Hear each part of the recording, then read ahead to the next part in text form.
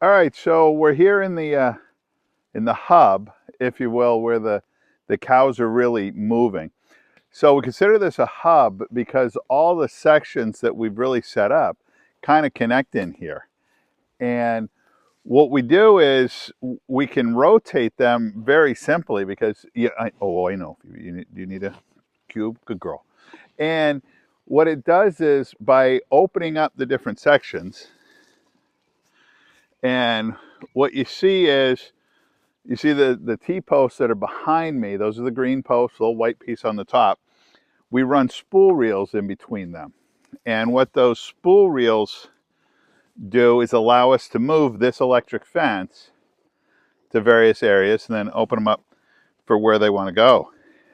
Giving them some alfalfa cubes here this morning, and kind of the queen of the herd here, Phoebe, is just a big pig when it comes to that. Some of them are still a little timid on taking those and how they do it. So anyway, so what we do is, you see the spool reels that are kind of hanging back there. Well, as we wind and unwind those, in a sense, we can open and close different sections.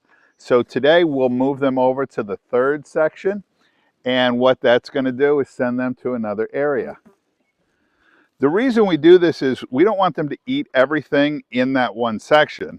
What we want them to do is chew it down, really leave the root and some of the grass so that it can grow again. And then as they begin to run out of forage there, we will supplement them with some hay as well, because as this is a pasture that's coming back to life, it still doesn't have enough to support our cows. So that's how we'll move that. I know, you're starving to death, aren't you? And one of the things that we sort of have to do is we want to keep them fed. We want to keep them a little hungry so they'll eat the stuff that they don't really like.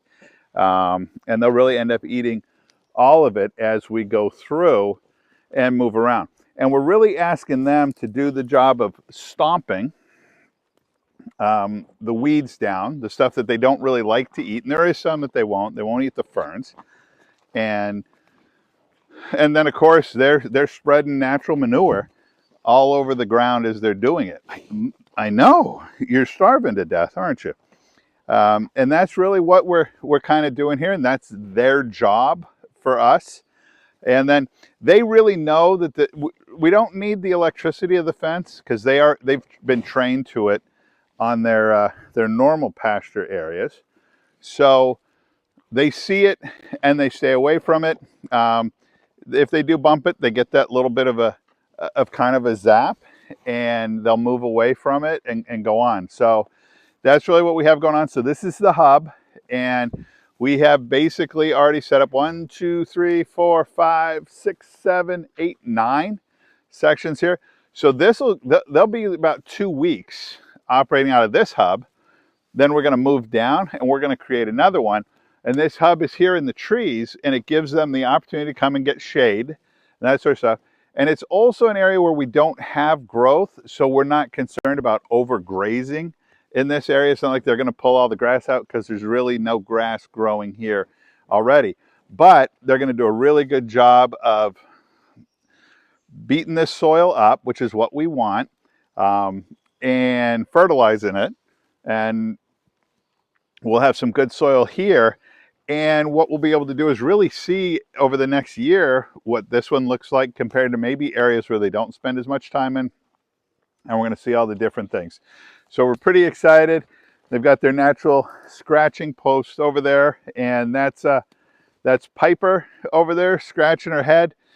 We have Maud over here that's right now behind Phoebe. Phoebe's the big girl.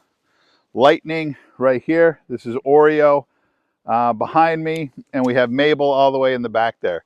So if you get the chance to come up and see them, it'll be pretty cool. They are neat little critters. Definitely got some nice furry ears on here, these lowline Angus. So that's about all we have from out here in the hub, if you will, this morning.